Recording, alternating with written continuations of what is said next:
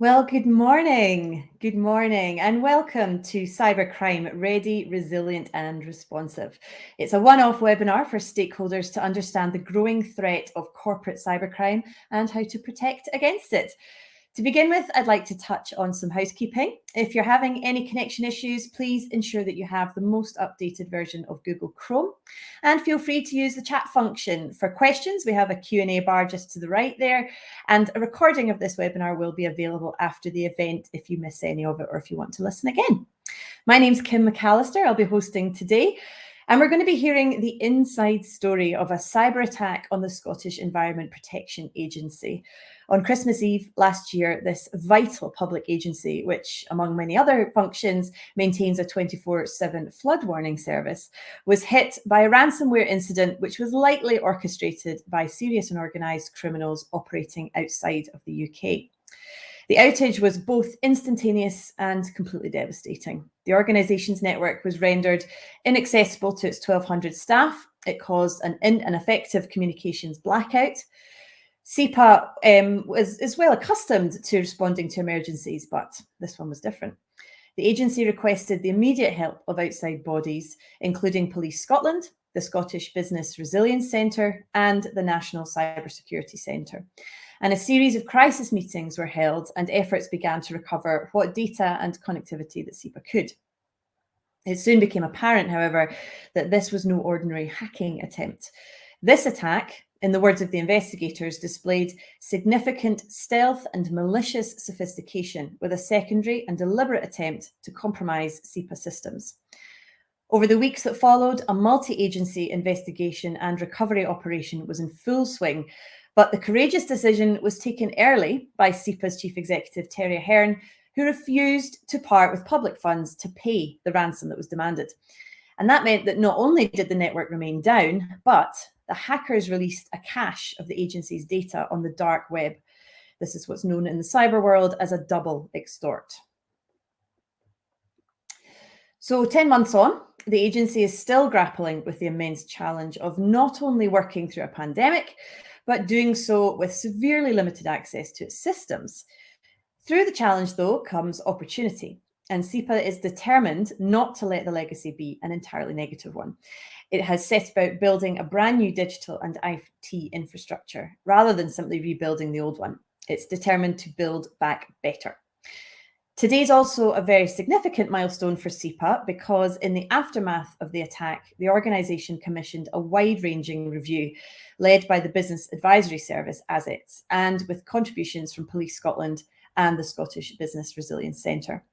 The purpose of this review was to establish what happened, how SEPA responded, the positives and the negatives, and what it must do in the future to be better prepared and protected than ever before.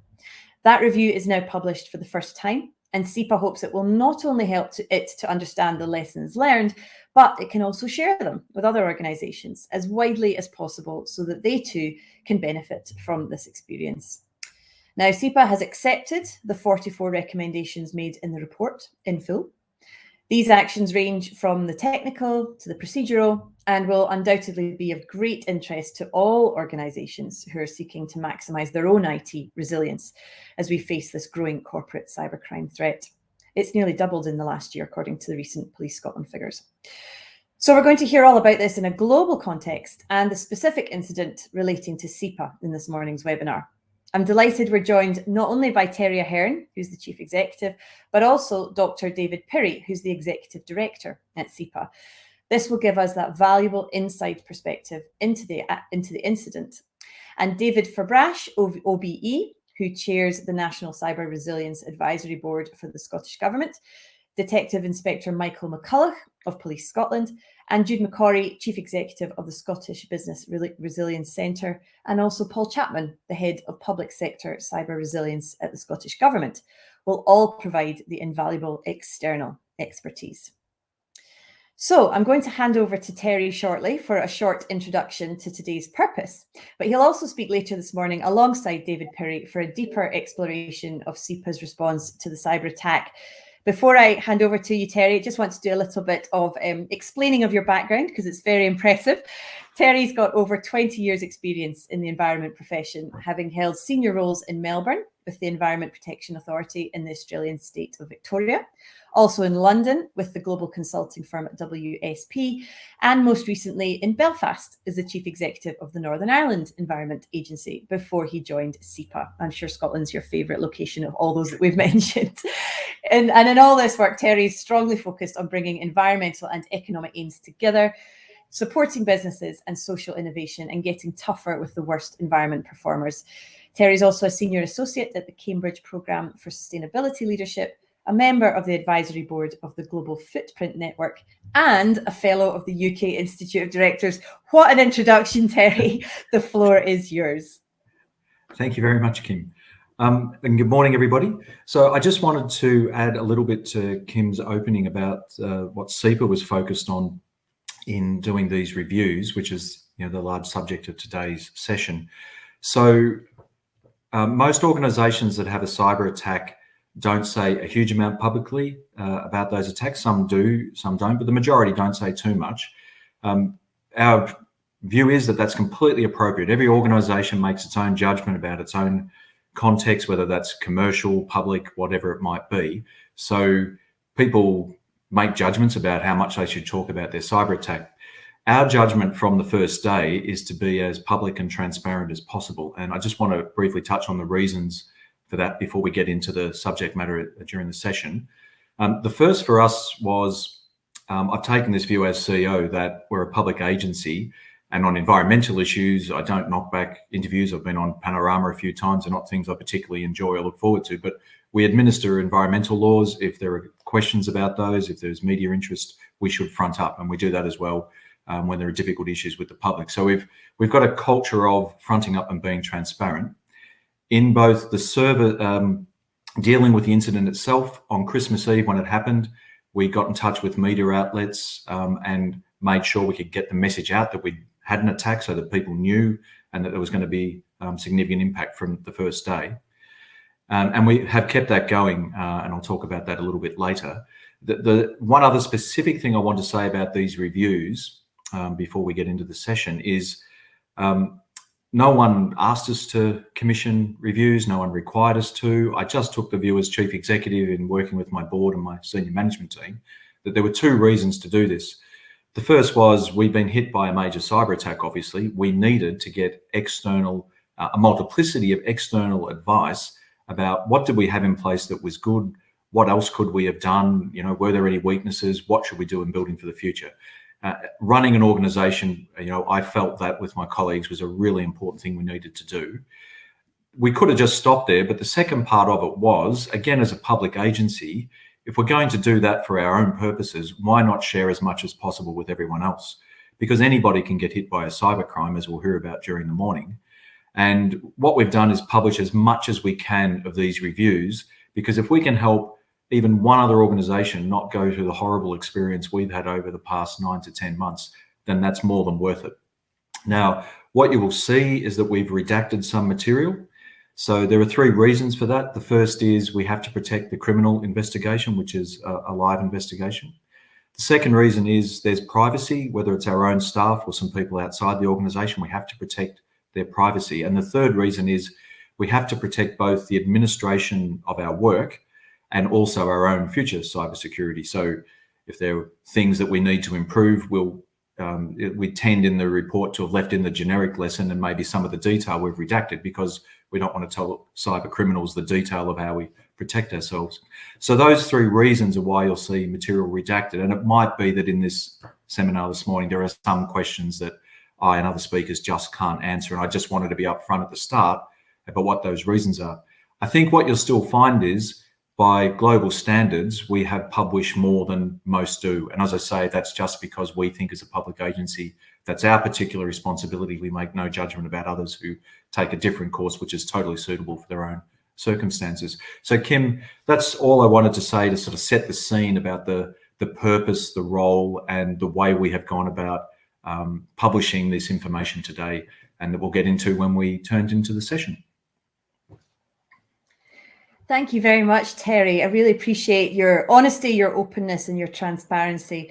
And we will shortly be joined by Dave Fabrash, OBE. And while we're just making sure that he's connecting, because he's actually joining us from Saudi Arabia this morning, the magic of internet and working remotely. He's working out in the Middle East just now. So we're just making sure we have his connection. So just to reiterate what Terry said there, most of this is publicly available. However, I'm sure you'll understand that parts of this investigation can't be shared for obvious reasons. This is an ongoing live police investigation, so we don't want to compromise that in any way. It looks like David has managed to join us. Dave, can you hear me? Can you see me? I can both hear you and see you, Kim. So I think wonderful. Thank you very much, Dave. Really appreciate you joining us today. So before I hand over to Dave, I just want to give everyone a little bit of background on you, Dave, because you're much like Terry. You have a very impressive pedigree. So I think it's only fair that we share that with everyone. So Dave is obviously the chair of the National Cyber Resilience Advisory Board for the Scottish Government. And he was responsible for setting this new strategic framework for a cyber resilience Scotland, along with the rest of that board. He's joining us, as I said, from Saudi Arabia, and he's standing in, thank you for that, for Professor Kieran Martin, who was sadly unable to join us at the last minute today. But I'm sure we're all delighted to have Dave as well. He's also the managing director of Beyond Blue and the global head of cyber futures at KPMG. He's, as you can tell, a renowned cybersecurity expert, and in a career spanning, I feel bad saying 35 years, giving away your age here. Thank you for that, Kim. doesn't look like it should be as long as that. Okay. But you have played a leading role in developing the UK's cybersecurity strategy, including as the head of cyber and space for the Ministry of Defence. He was made an OBE for his contribution to national security, and he's a fellow of the British Computer Society and the Institute for Information Security. So now that we know exactly how important you are, David, I will hand over to you. Thank you. Well, thank you for that, Kim, I think. So expectations are raised at this point.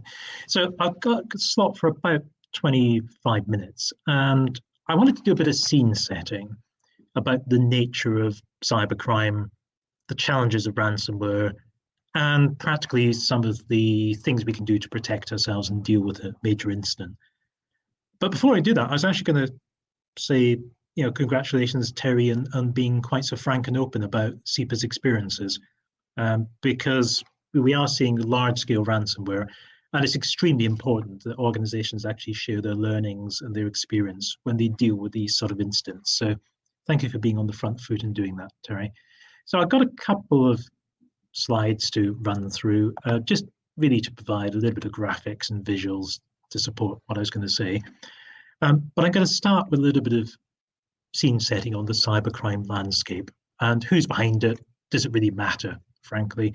And also a little of that question I always get asked, which is, would we really be targeted? Why us, particularly? So if I look at it, the first thing I try to get across is cyber criminals are rational business people. We often see, the pictures on the television of hoodies and black, darkened rooms. The reality is very different. These are innovative, entrepreneurial, transnational, organized crime groups, and they're driven very much by return on investment, and that's proving remarkably effective in some cases. So the sorts of things they're interested in is taking age-old crime patterns like fraud, data theft, extortion, blackmail, and classic protection rackets, and applying those to digital world. And we tend to see three different major patterns of cybercrime. There's what I call commoditized, which basically means everything is automated, vulnerable systems are detected, exploited. And a classic example of this would be a large-scale phishing campaign that if you click on the link, your PC is infected, it's locked up by a piece of ransomware, and you have to send a partial Bitcoin across to unlock and recover your data. Although this is indiscriminate, it's a numbers game. If you target millions of people, a percentage of them will click, a percentage of them will have poorly configured and secured PCs, and you can make a small amount of money out of each of them, and the numbers work. The tailored bit in the middle is more interesting. It's a model where the organized crime groups say, who is liquid? So who has money? Who pays people, pays suppliers, pays partners, pays employees?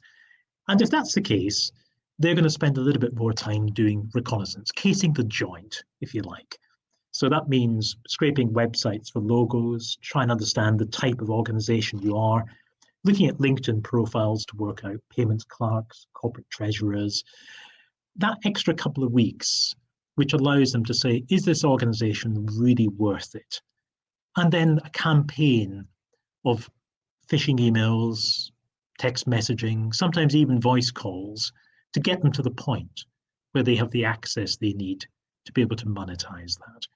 And that may be ransomware, it may be a classic CEO fraud, where they're trying to persuade a company to make a financial payment to a bank account of their choosing. And the figures are bigger. So typically they're looking for hundreds of thousands to millions of pounds from each of those individual firms. They're putting that additional effort into targeting. And then at the very top end, you've got long-term campaigns. And some of the state activities are in this space. So they'll run for months or even years to achieve the outcome they're after. An example of that would be North Korea's targeting of financial institutions, where they're after payments and cash outs that are beyond the £1 million mark, maybe running even up to hundreds of millions. So a lot of what we're dealing with here is that middle segment of tailored organized crime. And the faces behind it, here's some of the FBI cyber most wanted posters. There's a real mix actually here. So top left, you've got a Russian-speaking organized crime group responsible for something called a banking Trojan, software that infects your PC, gets between you and your bank's web session, collects the credentials, puts in fraudulent transactions. At the top right, you've got the Iranian Revolutionary Guard operating as a sort of adjunct to the state-sponsored hacking, espionage. And then the bottom two are examples of Chinese-speaking groups believed to be linked to the Chinese state. So you've got a real mix of transnational organized crime that shades sometimes into state activity and then pure state espionage. Real mix. But there are faces behind all of these. And most of the time, what I deal with is transnational organized crime. So the sort of top left block. And ransomware's dominated that recently. So when I speak to specialist insurers, they've seen a tenfold increase, maybe a little bit larger, in ransomware payments over the last 12 months. It's a business model that works extremely well for organized crime. And the model is really quite simple, which is I want to be able to encrypt all the data across your company, including ideally any online backups I can find, and that's important. It's a recent change in tactics. Once I've done that, I can extort money from you to recover that data by giving you the decryption keys. And that can be large amounts of money.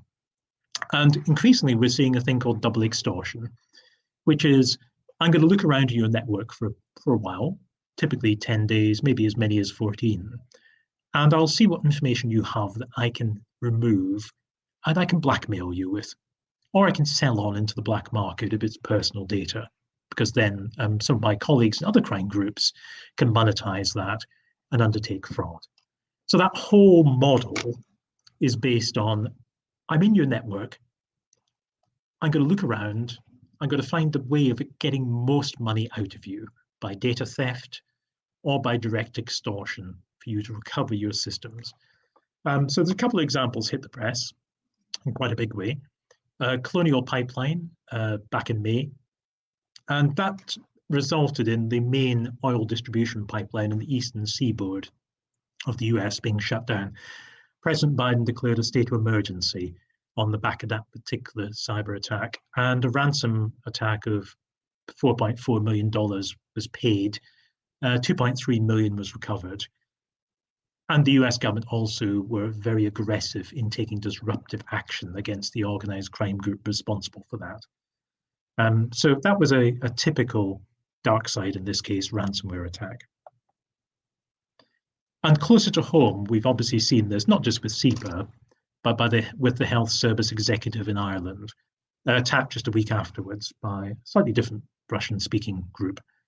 And that caused major disruption to healthcare operations across Ireland. And we shared a lot of lessons from SEPA with HSE as they were responding to that particular attack. 40 hospitals across Ireland had their data and networks encrypted, and that caused major disruption to patient care because they lost access to a lot of the lateral information on things like radiology that were provided by national systems run by HSE. So very messy. But the other lesson out of that was the long timescale sometimes for recovery. So the actual attack was 14th of May. 23rd of June, they had about 3/4 of their servers decrypted and back up and running. But actually that then extended out as they were getting to servers where the backups might not have been complete. They might have been running older operating system releases. They might have had compatibility issues. All of that meant even by September, they were still about 1 in 20 of their computers that they hadn't actually restored post that attack in May. So there's a long tail to some of these ransomware attacks as you're effectively prioritizing rebuilding your systems and your business as well. And we saw that with SEPA too. So a very, very clear need to prioritize the recovery actions. And also, if I'm being frank, it tested some of our national ability to support SEPA in handling that incident. So one of the things I'm heavily involved with the National Cyber Board just now is developing our national capability to deal with a multiple large-scale ransomware incidents if they do occur. So how do we do it and what do we do about it? So we're seeing a range of tactics being employed. And when we moved with COVID to digital working on large scale, we saw a big shift to exploit Office 365. And that was often weak passwords, people reusing credentials between the personal accounts and the corporate accounts. And in many occasions, those password credentials had been compromised by a breach of another system, and then were being replayed to try and break into the corporate system that individual was an employee of as well. So we saw those 365 attacks running. 365 security has improved markedly since then, and we're all waking up to the importance of stronger passwords and also multi-factor authentication as well, which is good.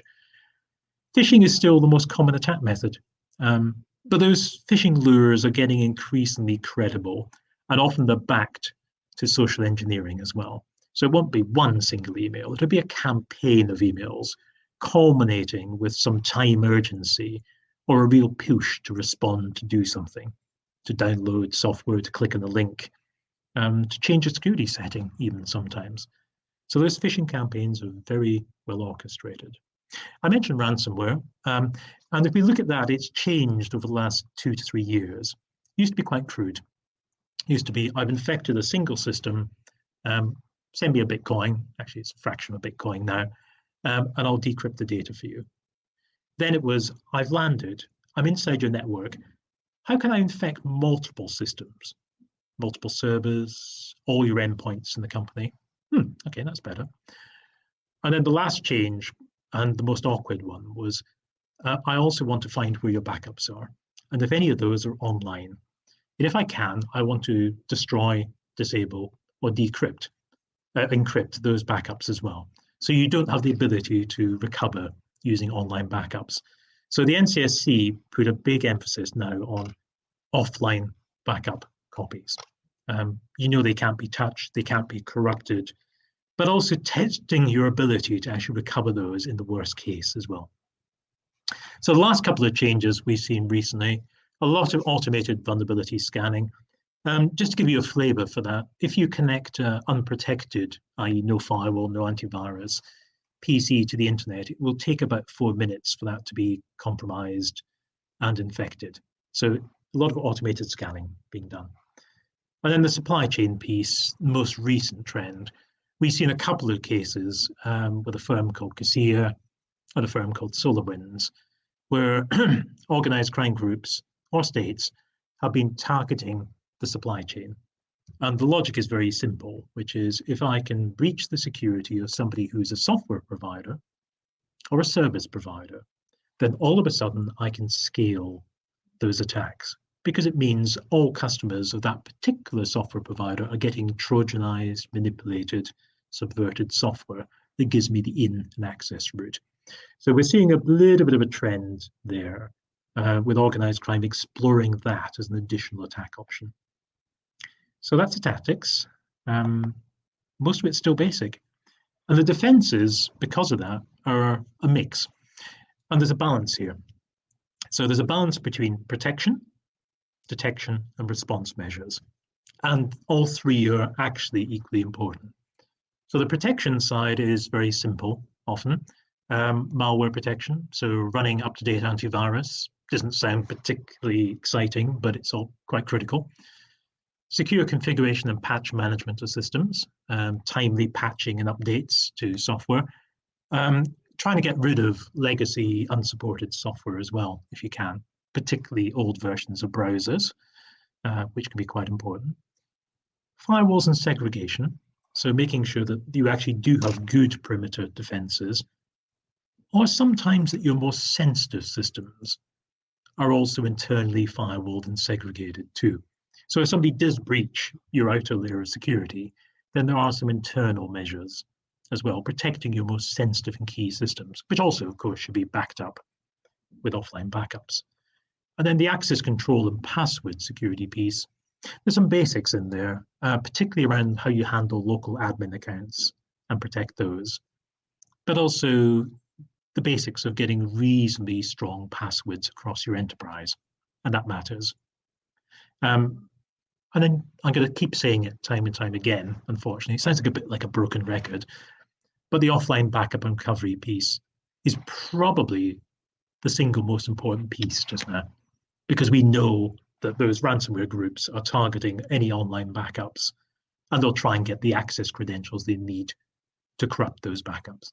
So do seriously think about offline backups of your key data, and use that as a way of saying, if I really need to rebuild my organization, what do I really need to have available to do that? So that's a key piece. But there's also this whole preparedness bit. And incident management and planning is important here, which is, if you do have a ransomware attack or incident, where are you going to go for help? So do you have the capability to do that internally? Do you have an incident responder who might be able to assist you? Do you have cyber insurance? And does that cyber insurance policy include that initial incident response support as well, as it often does? And that's all about time. So it's all about, if the ransomware does trigger, how do I get somebody in quickly to help me? To understand the containment, to stop any further spread, to try and make sure they're out of my network, and I can rebuild in a secure environment, and also to give me some practical advice.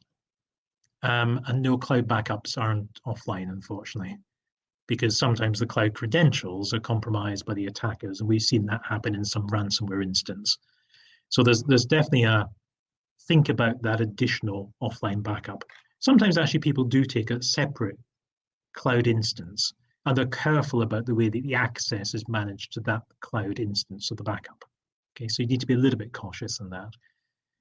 Can you get cyber insurance today? I'm going to take a couple of the questions as we go. So cyber insurance at the moment is interesting because the cyber insurance providers are hurting because they're seeing the claims go up. They're beginning to be a lot more cautious about who they insure. And that translates into looking for more what they call pre-bind, more assurance about your level of initial security. So do you have cyber essentials, for instance? Because that at least says you've taken the basics of cybersecurity seriously. And they're more happy to then go ahead and bind you and insure you to provide the cover you need. So have a think about where you get that instant support from.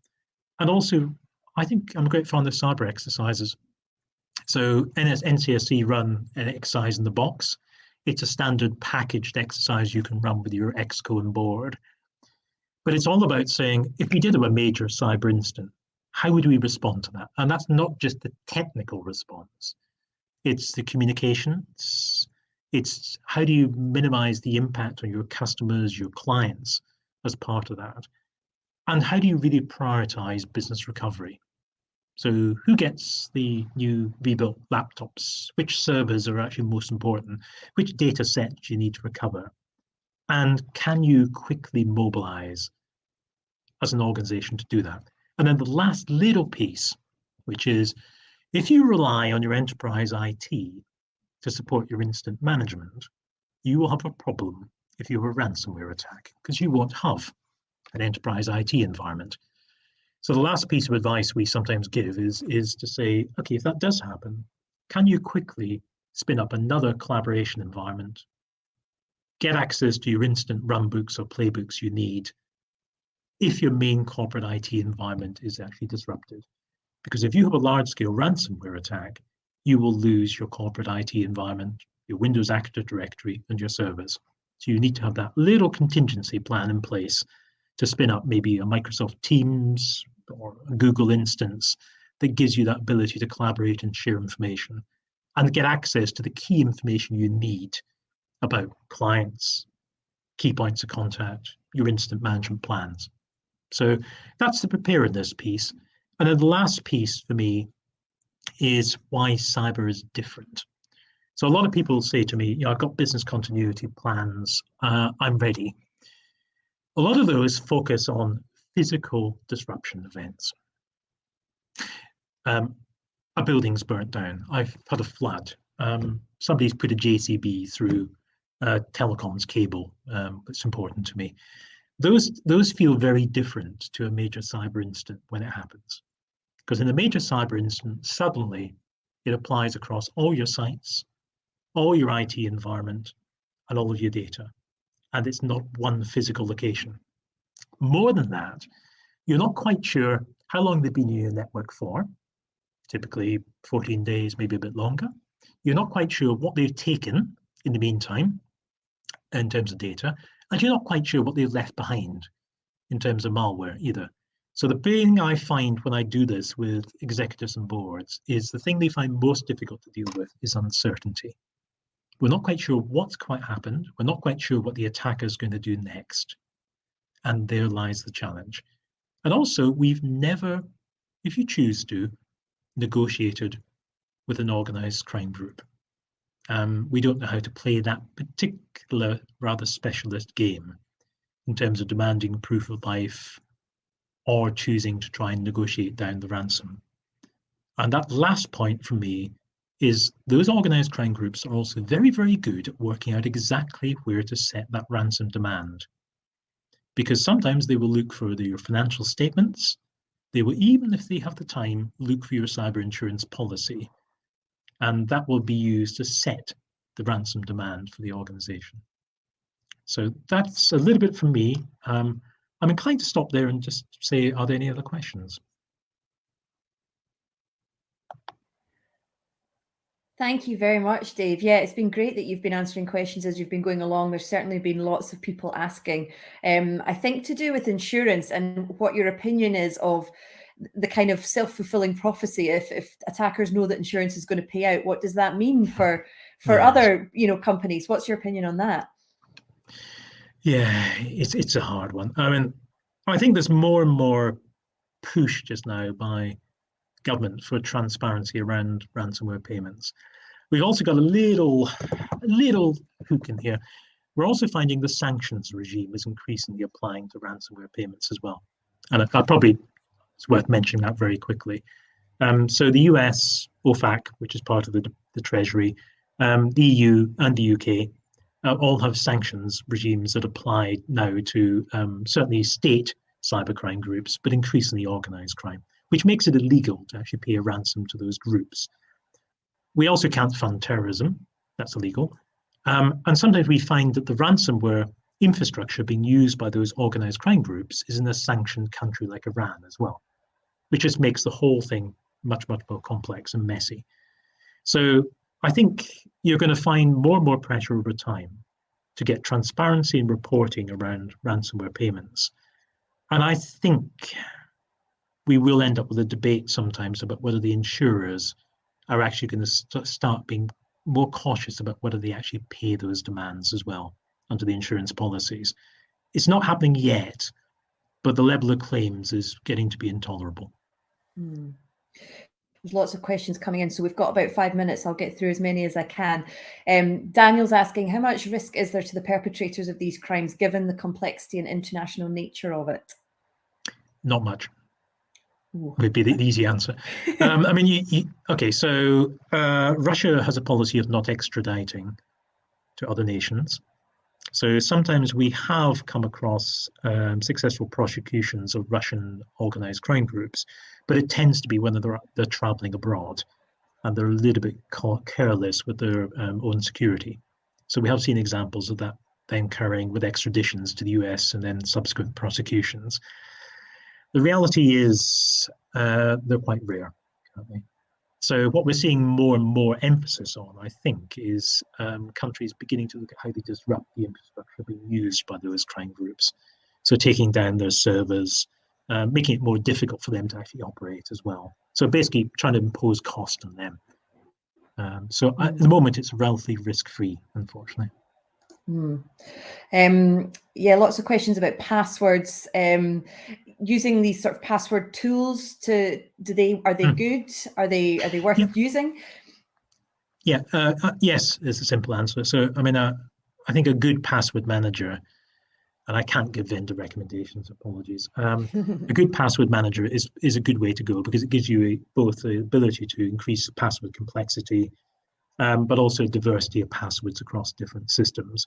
And I always make a point of trying to say, please choose a more complex password for your main email account, particularly since that's used by so many institutions like banks as a verification mechanism as well. So there's a few cautions in there, but yes, a good password manager. And actually, the iPhone is not a bad example of that. Good. Glad to hear that. That's what I have. And there's lots of people praising your presentation, saying thank you. It's been very informative. Do you have a sense of what the balance is? This is Nick Croft asking, in terms of public sector or private sector attacks by organised crime groups? Oh, yes, it's an interesting one. And it's possibly changing a little, actually. So private sector is still more common. But there is a but in there. We did see an increase in ransomware attacks against the health sector during the whole sort of COVID pandemic, because the judgments being made, I think, by some of the criminal groups were it's easier to extort money, and in some cases, the baseline level of security may be lower than some of the the hard corporate targets they really want to get into. Mm-hmm. So typically, what I'm tending to see is they tend to do almost mid-tier private sector clients, because you're after clients who have a decent amount of money, usually. So £1 million extortion demand is not unreasonable, but they may not have the level of sophistication you're going to get if you targeted, I'll give you an example, defense sector or a major bank. Mm-hmm. So you're in that model. Sometimes that will move down a little bit into the SME community too.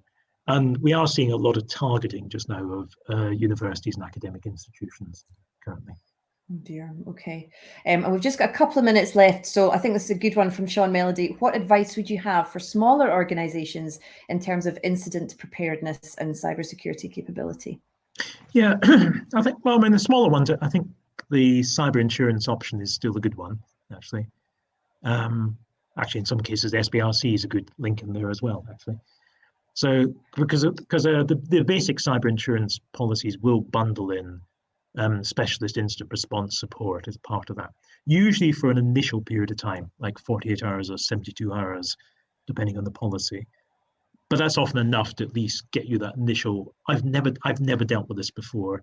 I'm getting some good advice now. I'm doing the right things in that first stage of a major incident. So I would seriously think about cyber insurance as a piece. Or you can actually have a retainer with an instant response firm, but that's probably less appropriate for SMEs typically. Mm-hmm. So I guess being at this webinar is a good first step, informing yourself, hearing about the latest information, and then taking a good look at your own organization and realizing what's the appropriate measure for you then. It's a very good start, and there's a lot of good information out there. Not just SBRC website obviously is a good source, but Scottish Government also puts out a lot of material with links to the National Cybersecurity Centre in the UK as well. So there's no shortage of advice, and some of that advice is specifically tailored to either SMEs or to the charities and third sector as well. So Great. it's well worth reading. Thank you. Well, that's been really interesting. So on behalf of the whole audience, thank you very much, Dave, for joining us all the way from Saudi Arabia. A great presentation. And we will have a panel discussion at the end of this event as well. So if you have any more questions that you want to ask, please do put them in the Q&A and we'll get through as many as we can in the time that we have. But for now, thank you very much, David. My pleasure, Kim. So now we are going to hear that deeper exploration of the cyber attack from SEPA's perspective. And Terry Ahern will be joined in this presentation by Dr. David Mccory. David has over 25 years of experience with the Scottish Environment Protection Agency as Executive Director. He coordinates the teams that enable SEPA's environmental protection, including IS. He is a chartered chemist and a member of the Royal Society of Chemistry. So Terry and David, over to you. Great, thank you, Kim. And it's wonderful to hear that, both wonderful and a bit terrifying to hear that presentation from Dave just then, but hugely valuable. And in working with FutureScot, who is the host of today's session, we deliberately structured the day so that what you get is some of the both high-level management advice from an expert like Dave, plus some of that technical advice he gave. And we've got more of that coming from the police and SPRC. What David and I will focus on in this session is a lot of the leadership lessons we had in running the organisation, both through the incident and then the recovery. So you get the mix of lessons that have come out of the reviews. The first thing for me to say, I guess, as head of SEPA, getting these multiple reviews, is that we had different types of reviewers looking at different types of things and no fundamental weaknesses were found. So that's reassuring about the things that we had in place. Some things we had in place were best practice. We were certified to certain standards. But of course, what the reviewers found were a series of improvements we could make. And like any organisation, it would be amazing if there weren't things that we could do that are additional. I guess a couple of things from that is nobody's safe. And you just heard that so powerfully from Dave. You think about SEPA as sort of a mid-level organisation in the Scottish system, and the type of organisations that are being successfully attacked by cyber criminals, their resources, just saying they swamp what SEPA can spend on cybersecurity doesn't even do it justice. And as Dave said, and I've learned from other cyber experts, they will sometimes go after very small organisations. So I guess there's this emphasis coming out of the reviews, no fundamental weaknesses. We're a pretty well-protected organisation. Of course, there are things that we can improve and build in, but nobody is safe. Everyone has some vulnerability. I think the other thing to keep in mind that came from the reviews, but also Dave emphasised, is we all deal with different types of risks in organisations, and cybercrime is one particular type. It actually comes from a field of human endeavour that moves at more pace than virtually every other field of human endeavour. So we all know as private citizens that every week there are new developments in the world of IT, et cetera, et cetera. So there's always new ways that cyber criminals will be developing to try and attack you. And there's always new things that are coming on board and available to us all to try and protect ourselves. So in addition to, I guess, our finding we had no fundamental weaknesses and then some areas for even further strengthening as we build back, that recognition that it's a field in which things do move very quickly. So that will always be the case. If I just turn to the area of readiness and the sort of, I guess, organisational lessons, quite critical coming out of the reviews that you have quite a strong culture of resilience, governance, and incident and emergency management. Now, I've relayed this story to a few times, so some of you may have heard it, but on Christmas Eve, I got a call from our head of governance in the early morning, and he said we had a cyber attack. I said, well, I know what a cyber attack is generally. What's the nature of it? And he said, I've got to get a bit more detail. And he called me back, and we immediately found that it was quite a severe attack. We, under our emergency management protocols, I call an emergency and then I create an emergency management team. So the organisation is normally run by what we call an agency management team. The emergency management team will have the agency management team, it's the organisation's executive, plus whoever is relevant for the type of emergency. Now, we do deal with different types of emergencies. We're the flood warning organisation for Scotland. There may be major industrial incidents if we're regulating a particular site. So we have a history of emergency management. Dave made one point about, yes, it's just another type of emergency management, and it's just another thing on your risk register, but cyber is also different. And in that first morning, in that first call, when I talked to my head of governance and we worked out quickly who were the right people to be on the emergency management team, and we would have a first meeting at 9:30. We had 3 meetings during the day. The particular nature of a cyber attack came to me when I said, when we're kind of a little bit proud, we've organized that quickly. We know how to do this emergency stuff. And then I said, Kieran, how do we have a meeting? Because we couldn't have a meeting through MS Teams or anything like this. I said, do you know how to set up? We use Intercall as our thing. He said, well, the instructions are on the system. Now, he quickly worked out how to do it, but it was a very early indication of the point Dave made, that yes, organizations will be used to dealing with emergencies and incidents, but this is a particular type that, because we are so used to using IT in nearly everything we do, it does require you to very quickly adapt and adjust. One of the strengths for SEPA was we are just very, very used to emergency management. So the fact that we're able to slip into that, have those 3 meetings on that first day, and then progressively do things over the next few months, I think was built on that culture of incident and emergency management. We also have, and it's again something else Dave talked about, training. Each year we run a mock emergency day for the executive team and other key people. We had actually run a cyber attack incident a couple of years before. We'd also done, just before the pandemic started, a global pandemic. I have considered banning my resilience team from running further exercises because they seem to come true, whatever topics they pick.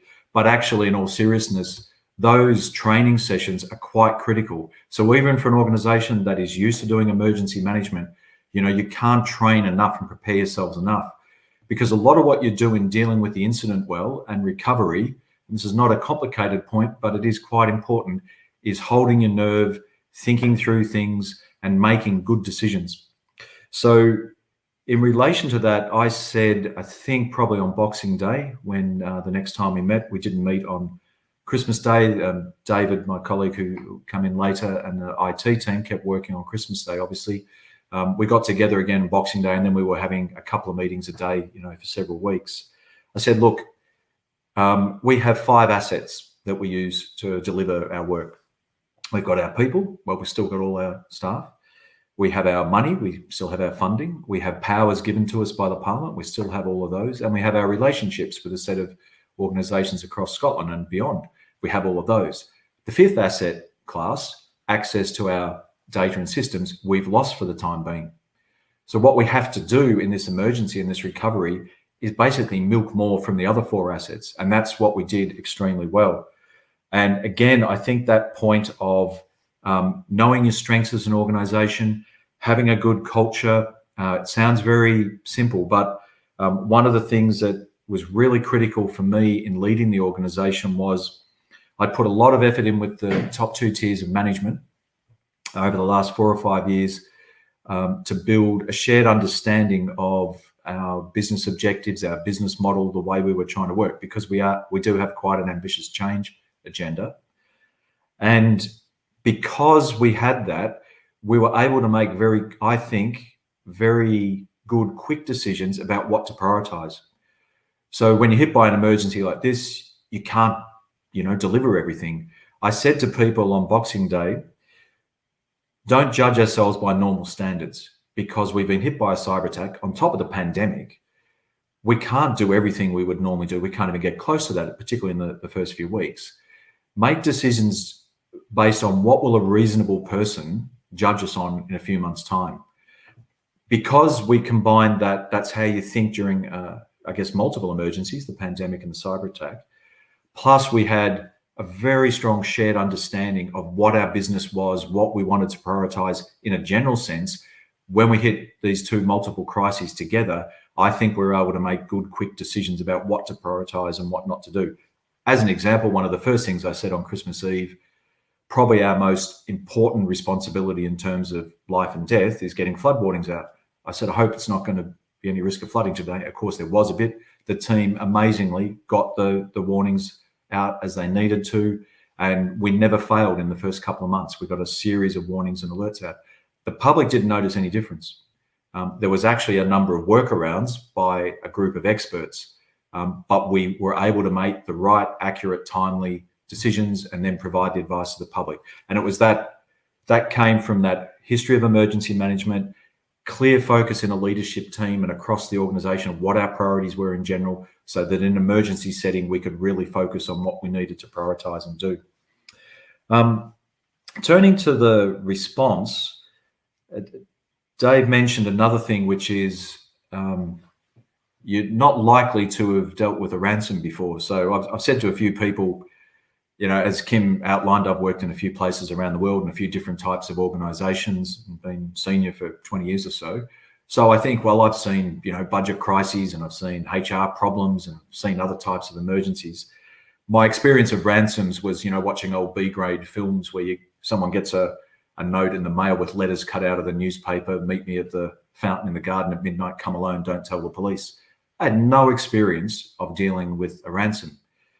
That's okay, because what happened from Christmas Eve was the Scottish government system kicked in emergency management as it should. So we got tremendous support from Police Scotland, from the cyber experts in Scottish government, our own environmental experts, the resilience people in Scottish government, Jude and her team at SBRC.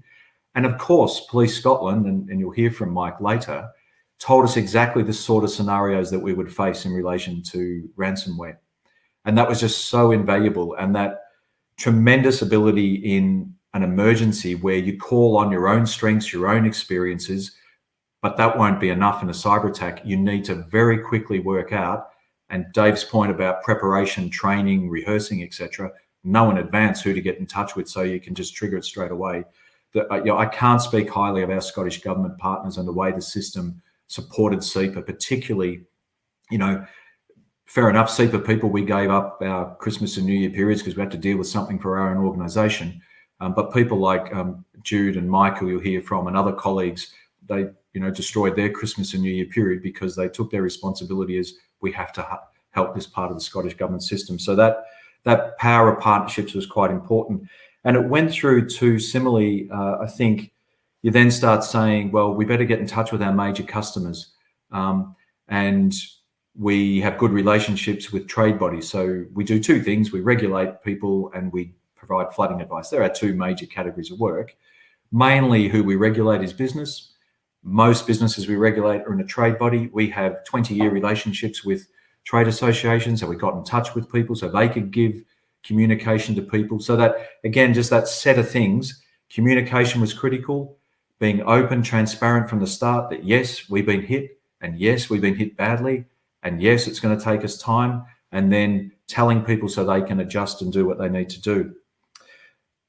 We also have continued that through. So nearly 10 months later, we put out a weekly service update, and we've structured that service update very simply. We go through the different services that people get from SEPA, and we say, what can we currently do? And then we say, given that, what do we recommend you should do? So that we tried to structure it in a way that if people needed a license approval from us, if people needed to report pollution, if people were wanting us to comment on a planning application, very simple, sharp, here's what we can currently do, and here's what we recommend you should do. Now, I can't speak highly enough of our workforce who, without access to their data and systems, have used their expertise and their relationships, the other assets I talked about.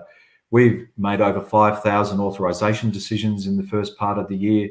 We've attended serious pollution events. We've got all the flood warnings and alerts out, as I said. There's a whole series of things we've done. And again, it's knowing your organization's strengths and saying, okay, we've lost access to a major asset class we use, but we haven't lost access to, in our case, 1,200 experts and all their experience and all their relationships.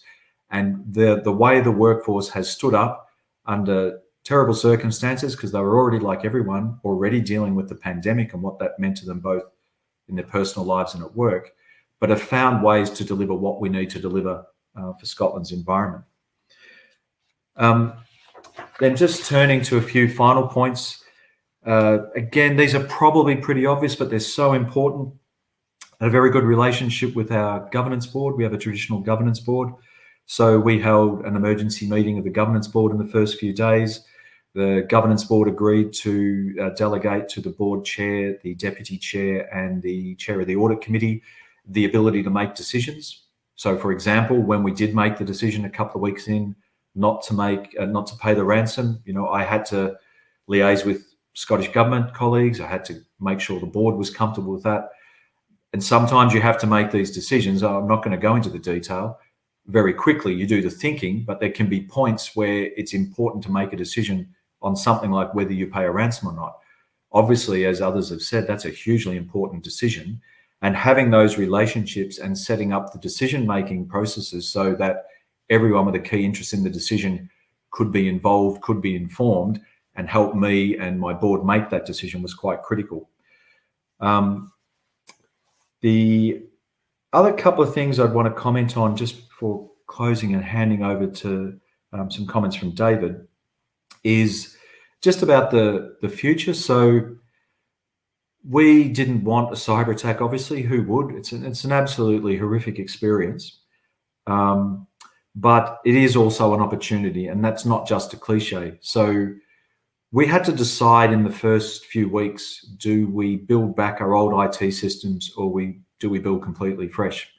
Now, again, this relates to one of the other strengths. Because we had a big change agenda for the organisation that was well understood by leadership and developed over a few years, it made it easy to say, well, we had wanted to build a new IT infrastructure over the next 3, 4, 5 years anyway. And it was very much based on the type of digital organisation we wanted to be to support the different type of service delivery organisation we wanted to be. We were able to make that decision in the first 3 weeks about a completely new build. And David, my colleague, and his team, I don't know how, in the midst of dealing with the emergency management and all the immediate recovery work, were able to carve out time to do such high quality thinking. And I ran a couple of sessions with the executive team. We did them on a Friday afternoon because, of course, we were all in this emergency management mindset. So I said, let's get to the end of the week because we've got to put ourselves in a long-term planning mindset because David and his team are going to present the long-term options. We made the decision to build for the future. I'm thrilled we've done that.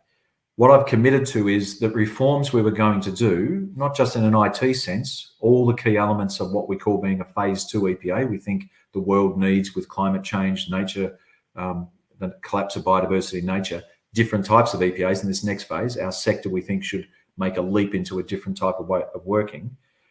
We will fast track and do that by the end of the next financial year, which is less than 18 months away now. We'll get all the key elements in place.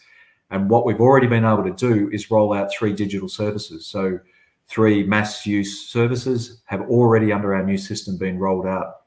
An example, septic tanks. You have to register a septic tank, certain reasons. That used to take exchange of paperwork, could take weeks. It's now something that can be done in minutes with no paperwork. And that, we've done that a few months after having this major cyber attack and a few months after starting to build a completely new IT infrastructure. And we're doing it in a way that means we can just use what we've developed to apply to more and more services. We don't have to do something bespoke each time. I think that's another thing for us, and this is the final point I make before handing over to David. One thing we could do, suffering a major cyber attack, is, well, let's be less IT-based and less digital-based. Now, Dave has talked about, and the reviewers talk about, the things you need to do to make you as safe as possible, which is what we're going to be doing, implementing the 44 lessons and recommendations. But you could also back away from becoming digital. We had already won awards in the public sector for our digital work before the cyber attack. We are determined that we will be one of the best digital service providers in the Scottish public sector, and work with others and help others. And so I think that's another important leadership lesson. Yes, we've been hit by a cyber attack. Yes, it's the most horrible work experience I've ever had, as it has been for all our workforce and lots of the partners who work with us.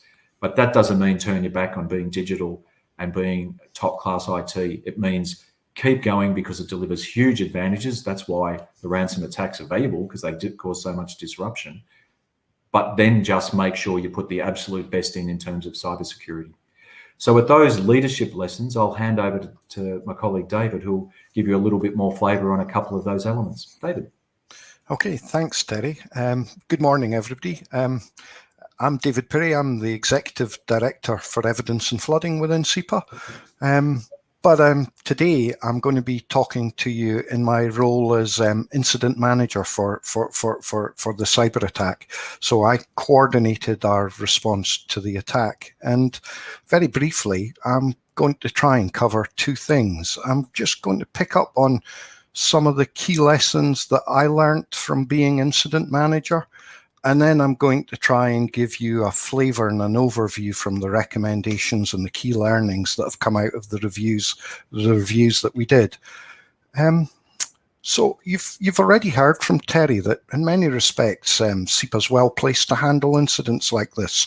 The normal business incidents like severe weather and power outages, but also as a Category 1 responder doing pollution events, doing flood forecasting and warning. In fact, today we're doing flood forecasting and warning down in the south of Scotland. It's in our DNA. It's something that we do almost, maybe not quite every day, but we are regularly handling incidents. And so we heard from Dave earlier on just how different a cyber incident is, and it definitely did feel different in those early days.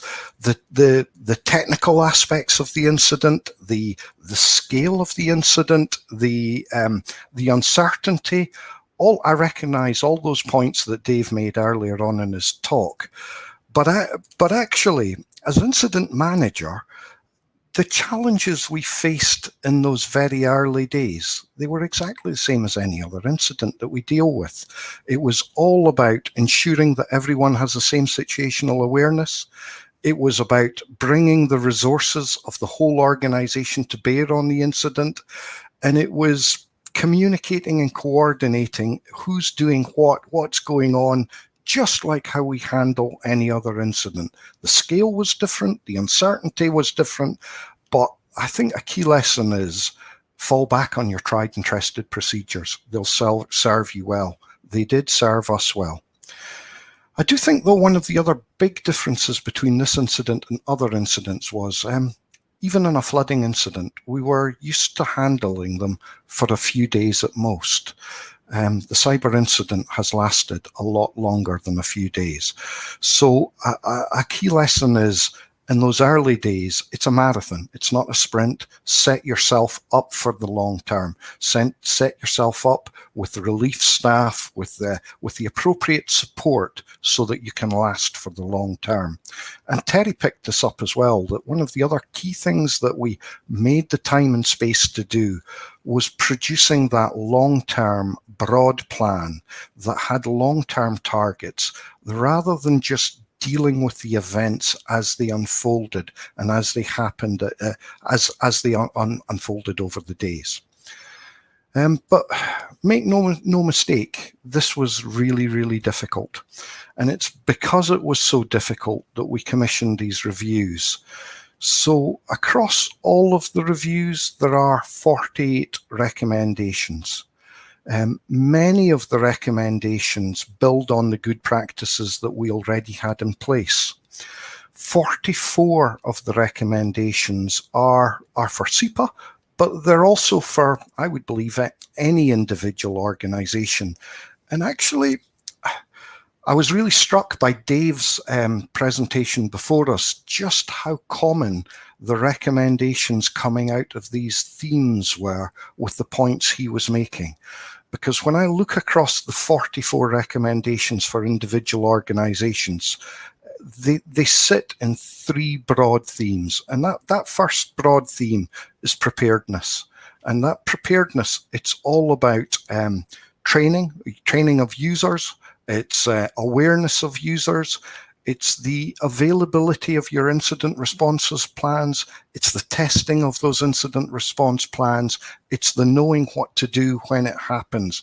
And above all, it's about understanding and managing your areas of cyber risk and being quite particular about those high areas of cyber risk. So if the first lesson was about preparedness, I think the second one is all around protection. And the protection areas, many of the things there are technical. They're really quite technical. It's about making it difficult for an attacker to access and move around your system, and then it's about dealing with them promptly should they get in. And they cover the areas that Dave picked up in his talk: authentication, account management, network segmentation, and threat detection. Things like network segmentation, really important that you know those business systems that are really important to you and that they're segmented and it's difficult to get to. And that really leads you into that third area of lessons, and they're all about recovery. It's about that understanding that not all of your systems and not all of your data is equal. Be really clear about those systems that you have to recover and get working within minutes or hours. We knew that our flood forecasting and warning systems were our top systems, and we were able to get them up and running. It's not just learnings for individual organizations.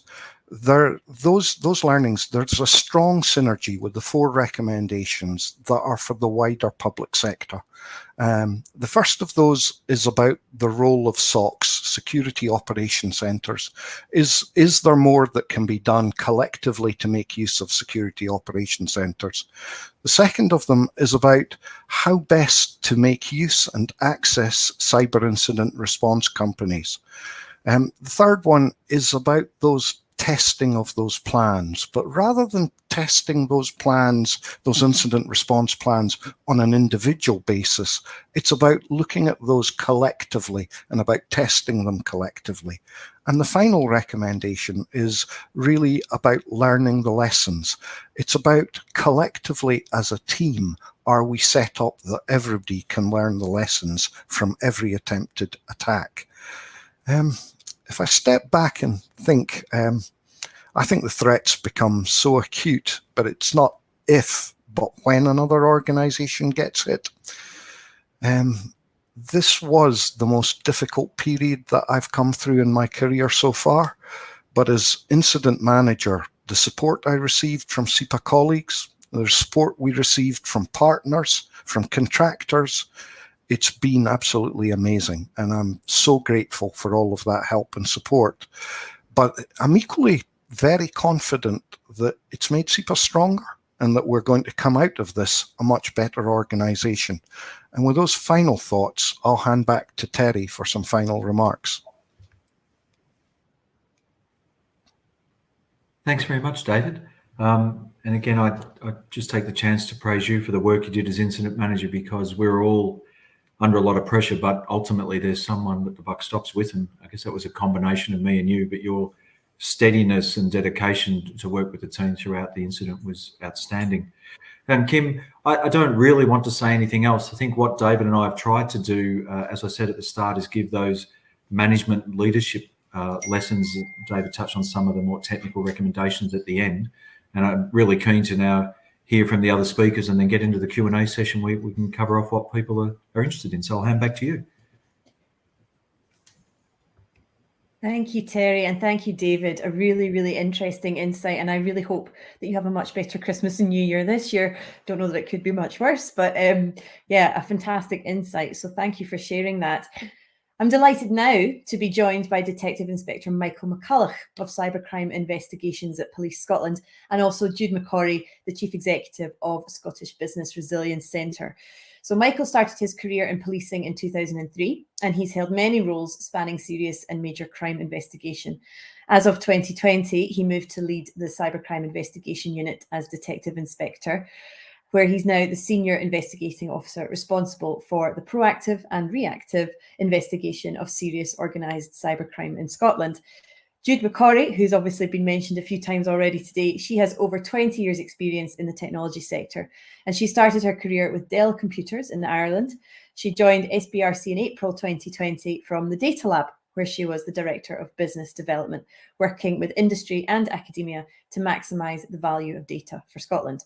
She's one of the founders of the UNICEF Data Hub for Children, and she always ensures there's a social aspect to everything she does in order to benefit the people of Scotland or further afield. Jude's a board member of Parkinson's Scotland and the policy board at SCDI. So I'd like to invite Michael and Jude to join me just now. If you can turn on your cameras and your microphones. Thank you very much. Welcome to the webinar, and I'll pass over to you. Okay, thank you very much. The social aspect that I want is not to do with beer drinking or Guinness or anything like that. It is around corporate social responsibility and making sure we're helping people. So just to point that one out. Coming on at this stage of the webinar is probably going to be a bit repetitive for everybody and especially what I have to say around this. But what I want to talk about is basically what we're doing as a nation at the moment and also where we need to be going forward. And what I'm going to start with is basically what we're doing as a Scotland PLC. And this is going to probably sound a bit like an Oscar speech because it's the only way that I can probably say this. Because of the organisations that are involved in cybersecurity in Scotland at the moment, we've got a fantastic can-do attitude of the cyber community in Scotland, supporting each other, networking, collaborating. And the one thing that really hit me when I took on this job is there's no secret squirrel, there's no preciousness. We get the job done for the greater and good of the people in Scotland. A few organisations that, and I think what people are getting from the chat is this shared, where do we go to? Who do we speak to if we need advice, if we need support and stuff? So I am going to call out some of the organisations that probably have been called out earlier on as well. So the first one I want to mention is Scottish Government, because sometimes public sector doesn't get the support or the recognition that it should. And they have been doing amazing work behind the scenes in supporting organisations in Scotland. So they've set up the Cyber Scotland partnership that I am delighted that I'm the chair of. And we've got all these different partners who have something to offer and also something to learn around cybersecurity involved in it. We have the people behind the Digital Boost programme in Scotland, that they have ensured that anyone who gets funding from the Digital Boost programme has to go through a cyber health check. And that is to protect the investment of Scottish Government, but also to invest the organisations who are becoming digital in Scotland as well. I also want to mention some people who don't get a mention in Scottish Government that I've been working with for the last year and a half. And these are the people that lose sleep over cyber, and they lose sleep about what's going to happen in our nation. And people, so I want to mention Claire Elizebi, Keith McDevitt, and Paul Chapman, who you'll hear from later on, and also all the team in the Cyber Resilience Unit, who Terry mentioned earlier as well. They have not just been supporting the likes of SEPA, but all different organisations across Scotland, particularly in public sector. The other people who are doing amazing work and also probably don't get the recognition as well for the cyber side of things, and it's great that Detective Inspector Mike McCulloch is on with me today, is Police Scotland for their investigative support around prevent and protect advice and the way they collaborate with Scottish Government, with the Cyber Scotland partnership, and also ourselves in SBRC with the secondees that are working with us, but also that no barriers, no secret squirrel relationship that we have, that we can pick up the phone to each other to make things happen and get people the support, even before they've made that call into Police Scotland, that we know it's what's coming down the line. And also the other big surprise for me from Police Scotland was the way that they deal with the victims of cybercrime. So the feedback I get all the time is around the support, the no judgment, just support and kindness these organisations are getting from Police Scotland, because the people like Mike, who you'll hear about, and I'm always mentioning him, and that's the feedback we get about him as well, is that he takes the companies on a journey.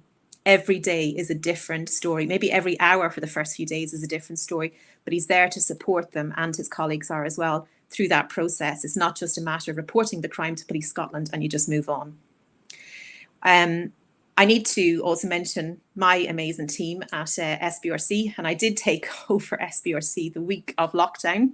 So some of them I hadn't met, so we had to go and do all this work online and support the nation as much as we could as well. And please, we've been mentioned there in the chat as well, have a look at the website. There's lots of free advice that people can get. There's lots of free training, support like exercising. We also have an instant response line that you can get some support from, that we then will triage the call to one of our amazing trusted partners in Scotland. And also we will ensure that you hopefully will report the crime as well to Police Scotland so they can help with the investigative process. There's also Hesfestus, who are supporting the colleges and university. And I did mention the Trusted Partner Network. So these are local cyber companies in Scotland that are carrying out all the health checks for the Digital Boost programme, but they are also the companies we will put you in contact with if you call the instant response line, and make sure that you're matched with an organisation that can help you rebuild your organisation post-attack. And also the organisation who probably didn't want to be in the limelight for cyber, but they have been for the last year, and it's SEPA. So the team themselves, my heart went out to them during the Christmas holidays, but I have never met a team of people like them, even through all the stress and strain. They were amazing to work with, and they were so easy to help. And Terry is always thanking SBRC for the help and support. But my answer to that, and people have probably seen it on Twitter and they think that myself and Terry are great friends, we've never actually met personally, is that it's very easy to help good people. And that's what they are. And they have hockey sticked cyber in the last year to basically make it a prominent discussion topic on everybody's minds in the last few months.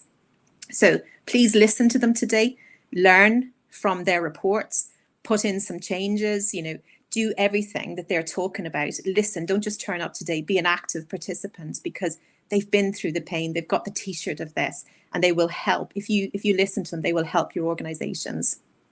So, and I know I'm going to be critiqued for not mentioning everybody, but what needs to be done? So I'm after talking about all this amazing stuff that we've done. So what needs to be done is this needs to be put on steroids. We need to hockey stick this effort. I talk about a collaborative effort, but it's still not good enough. We can't, the question I ask people is, what if 3 or 4 SEPAs had happened at the same time in Scotland? Do we have the resources? Do we have the experts? And do we have the expertise in the one area to do this? So what we need to do is look at how do we build something, and it has to be a physical presence that covers education, cyber exercising, the tech side, also the policy side and the softer side of it, threat intel, incident response, assistance with recovery, and also the thing that I spoke about, the support that people get from Police Scotland that is often forgotten about, is that holistic and the pastoral support for victims. This isn't a technical crime. This is a crime against people as well, and more so for people that, the stress and the strains the SEPA have gone through and other organisations as well. People forget about that, and they're very quick to critique organisations who have been hit. They are victims of cybercrime, and we need to look after the CEOs and the teams and the technical teams as well out there to make sure that they are going to recover from this. So what we need is a long-term funded support option for Scotland, for businesses and for public sector.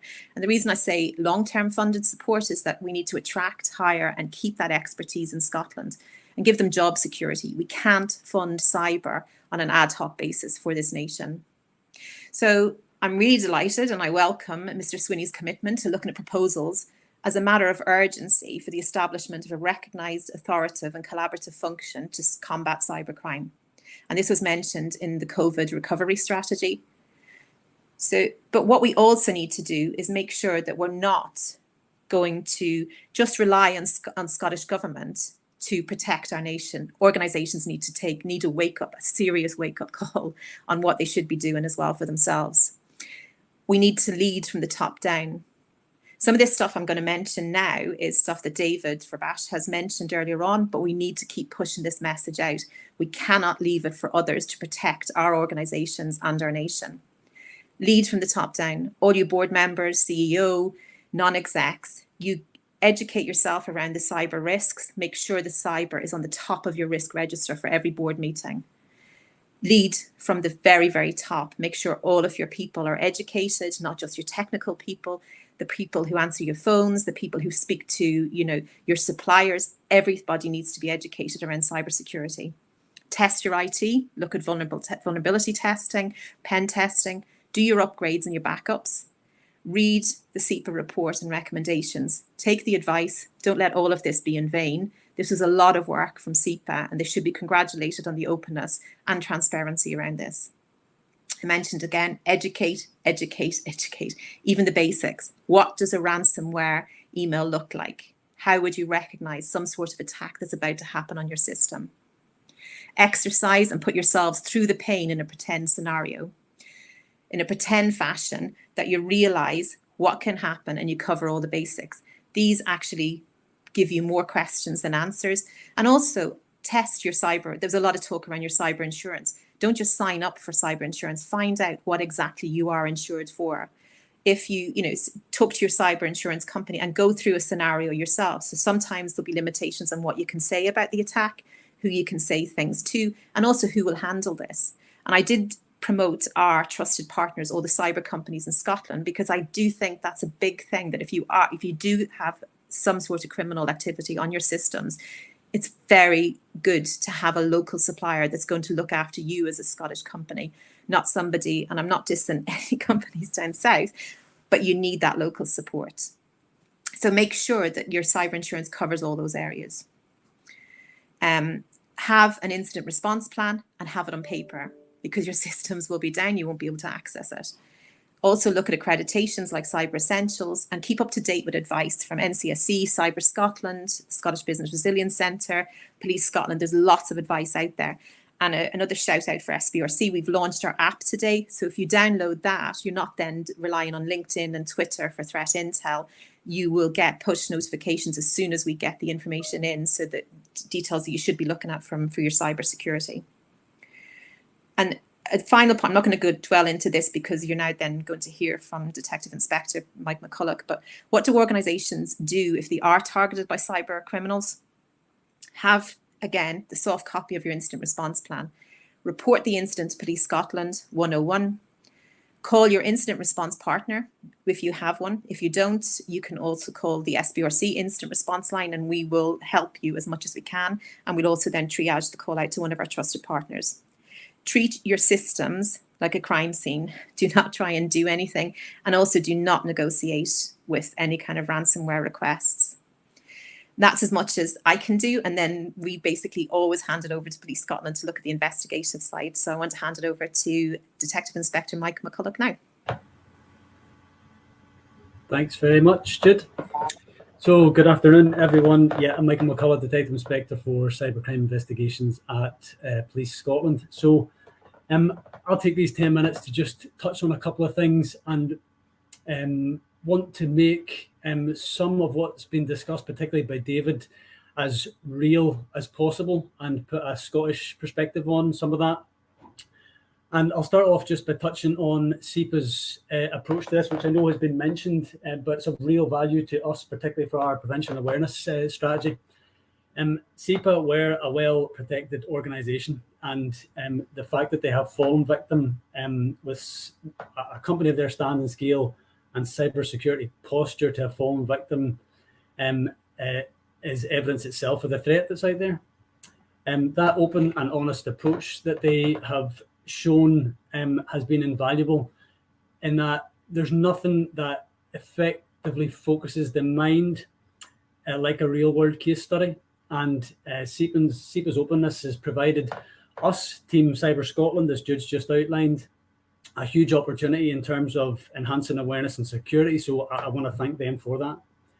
I would say then on that topic that my comments will be generic in terms of ransomware and victims and not specific to the SEPA case. And that kind of leads me into the bit around the status of the investigation itself, and because it may affect the Q&A, and just to help for that and for those out there. It is a live and police investigation, and there is indication that it's international serious organised crime or behind the attack. So we're really limited in what we're able to discuss in terms of specifics of the compromise. And even if that weren't the case, we don't want to be too specific in that we don't want to school the criminals in how to conduct this sort of criminality. The other bit, and touching on what David said previously, is I would urge caution on that note around seeking to focus too much on the specific mechanisms of compromise in one particular event like SEPA or any other, as there's variation in every single attack. and the cyber threat and the landscape and what the suspects do moves so quickly that to focus on one particular threat vector or one incident in terms of your cyber security would leave you vulnerable. I would say as well, though, although we don't go into specifics of victims or attacks, which is really important in terms of that confidentiality that we provide, we do share those indicators of compromise where we identify them during any incident, whether it's an IP range or anything that we can allow the wider public and public sector to protect themselves. We link in with our colleagues at Scottish Government in terms of crew notification. We use the SIS platform to provide those. So where we get them, we do share them. And you can take appropriate measures to protect yourselves. I probably won't be able to go into kind of techniques or tactics because that would just allow threat actors to prepare, counter, and avoid some of the things that we do. So I want to touch now just on the threat landscape, and that, following from David, the threat is real for Scotland, to just give a bit of flavour around that. And it goes without saying, and it's obvious, but just to bring it home, SEPA are not at all alone in terms of their status as a victim of ransomware. Cybercrime, particularly ransomware, is like most crimes, it forms part of a criminal enterprise, and David talked about that, but bringing that right down into a Scottish perspective. It is a business, and it's a criminal business to make money. And where a criminal business will, like any other business, flex towards opportunity, and we absolutely see that in terms of what we do at Police Scotland. But few criminal enterprises can flex with the speed and agility that cybercrime can. And whether that's a response to a small change in a socio-economic factor and kind of phishing or smishing emails, that lower level stuff, fraud usually, to any socio-economic factor, for example, if we have a change in energy price, they'll flex to tap into that public concern and launch and pivot their enterprise to that. And we in turn have to pivot as Team Cyber Scotland to counter it, and we do. And there's then take into things like a larger shift in kind of the digital footprint of the planet when you have something like the COVID-19 pandemic, where that and the fact that geographical location poses no barrier between the victim and suspect. It's for us to then collectively incorporate and enhance the barriers that we can in order to protect ourselves.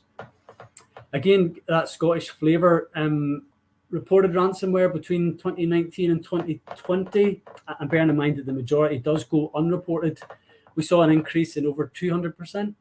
It more than doubled. And there's that correspondent, that evidence of that flex that I was talking about in terms of our corresponding decline in traditional crime over the pandemic as lockdown kicked in.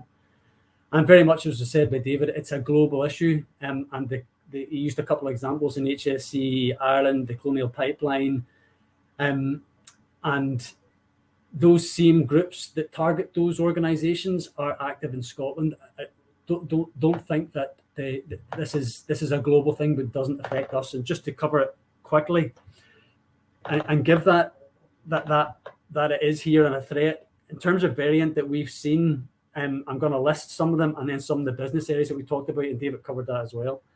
So variants are ransomware, Dharma, Phobos, Ryuk, Descriptor, Locker, Goga, Lockbit, Krylock, Matrix, Medusa, Locker, Revolt. We see these all. There are victims of all of these in Scotland, so it is a real threat. And in terms of business area, we've had graphic design, construction, education, retail, dentistry, haulage, engineering, and charities. Just to give how broad the spectrum is and how real the threat is. I'll touch just now on the network then, in terms of law enforcement, Team Cyber Scotland that I mentioned.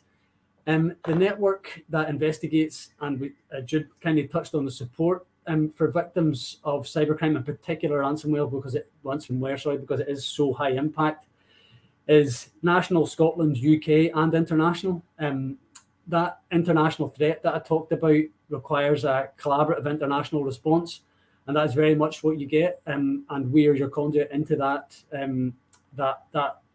process. It's a really close tied collaborative network. We link in with National Crime Agency, National Cyber Security Centre, Europol and wider law enforcement across the world as part of our investigations. And it's that collective capability and understanding that we can bring. So if we don't know and we can't support you and we don't have knowledge of a particular variant, although we often do, we tap into that network to bring that knowledge to inform you and allow you to make as informed a decision as possible in terms of what you're facing. Touching on the criminals themselves, and it has been touched on previously, but giving it that Scottish perspective in terms of what I see, they are sophisticated. They will hide within your network. They escalate privileges. They delete as they go to cover their tracks. They build in persistence, and they try and usually do stay under the radar. And it's hard. It is hard. So it is very much about what you can do to protect. And when they do call out, or the inbuilt mechanisms that you may look at or may be notified of, it's in a manner, and David talked about that social engineering, that hides who they really are. It'll often be something masked as a function that you recognize, so you don't give it as enough scrutiny. And that's how they just stay below the radar. And it's been touched on across the piece, but the one of the weaknesses that haven't been is actually people, and that's just our nature. We are manipulable, we're creatures of habit, and we tend to trust by default. And it's building into your systems the contingencies and the cross-checking and second factors of authentication that will prevent these from happening to you across the cyber kind of threat spectrum. And just lastly, the support, and this is the piece that Jude touched on there. Our support and our response isn't limited to the investigation, because ransomware in particular is really tough on the victims of crime, and we're here to support you. We won't impede your recovery as part of that investigation, but we'll seek to work with you through that, inform your response, inform your decision making, and sometimes your recovery processes, and bring in other partners as well across that Team Scotland, Cyber Scotland that I mentioned. The wider network I've talked about in terms of what we can tap into for you, and we understand that the business and recovery comes first, or you won't phone us, and we're here to support you, and we're here to investigate, and we absolutely understand about striking that balance, and we will talk to you throughout that, and if you have concerns, share them. And one of the obvious concerns is confidentiality, and we absolutely understand that, and we'll guarantee it. And where that confidentiality starts to get eroded, whether it's media coverage or otherwise, your media strategy, we can help with that, or the police, so we have experience of it, and we will link in with you. You will dictate that media strategy, and we will follow you and support it. It is very much a collaborative approach with our victims, and that also includes what to do around data leaks, and David touched on it in that double dip. So you'll have the ransomware, we've encrypted your data, we now want payment, and the second part of that is data exfiltration or theft, and what they do with that data. That can pose lots of questions and real concern. Again, we have experience there, and I offer that to any of the victims in terms of the police response. And Kim, I think I've timed that not too bad. That's all I wanted to say and kind of open. Thank you very much, Mike. No, that was perfect timing. Well done. Thank you very much. And great to hear from both Jude and Michael there. It's been a great series of speakers. I hope you will agree. A really great insight into cybersecurity and cybercrime. I mean, it's undoubtedly a huge collective endeavour to ensure we're protected against online harms. So I'd like to invite and welcome back all our speakers to the panel to have a discussion and to answer some of your questions, to hear how we can take this review process forwards and use the knowledge gained from SEPA's experience. Just before I invite all these panelists to join me, I want to introduce Paul Chapman. He's not spoken yet today. He's the Head of Public Sector Cyber Resilience at the Scottish Government. and he's also played a key role during this SEPA cyber attack. One of the things that came out of the audit process was also around intra-agency cooperation in terms of the investigation, the technical and incident response, and the information sharing. So we'll hopefully hear in the course of this panel discussion some of the detail behind that response and how it might provide a template for the future. So welcome back, everyone. We've got lots of questions coming in, so I'll get through as many as I can. Just a reminder to the audience that we have the Q&A screen. Please do ask what you have on your mind, as long as it doesn't interfere with this live investigation, then I'm sure the panel will happily answer. So I'm going to start with Gordon Miller, who has said, interesting to know if Police Scotland feel the transparency adopted by SEPA during the criminal activity had a critical role in the recovery process and acted as a deterrent to potential criminal actors. What do you reckon, Mike? Yeah, I touched on it there in terms of SEPA's openness and what's that's provided us in terms of opportunity and making it real, making that threat real. I think it's been fantastic, and it's a journey that we take all the time in Police Scotland. We do it with multiple victims, regardless of size of the company, because we're so conscious of the fact that regardless of the scale, when you're the CEO or managing director of a company, the impact is huge. It can be your life's work. And pulling on those resources that I've mentioned to maximise how we can support and investigate that is really important. And I think it's just brought the whole ransomware piece, the scale of threat, and I've no doubt that there's companies now across the board, public and private sector, that sat up when this happened, SEPA, and credit to them, and because of their response, have asked questions of their IT security, their protective measures, and we're better for it. Yeah. Terry, what do you think?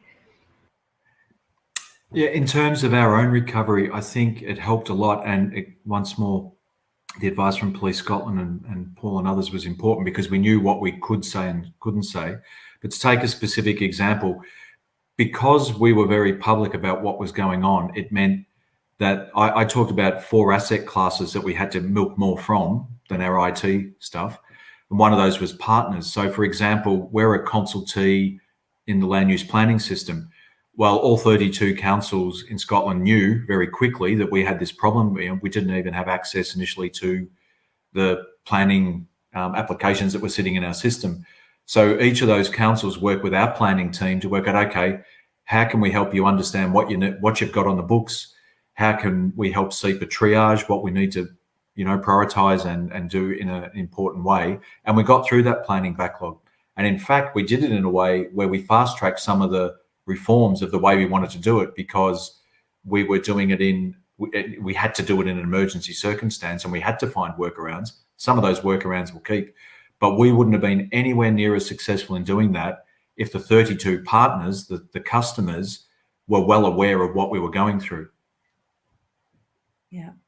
Another question that's come up quite often, Terry, to just keep it with you for a second, is, as chief executive, I mean, it's a difficult job at the best of times. This, as you've said, is a huge career-defining moment.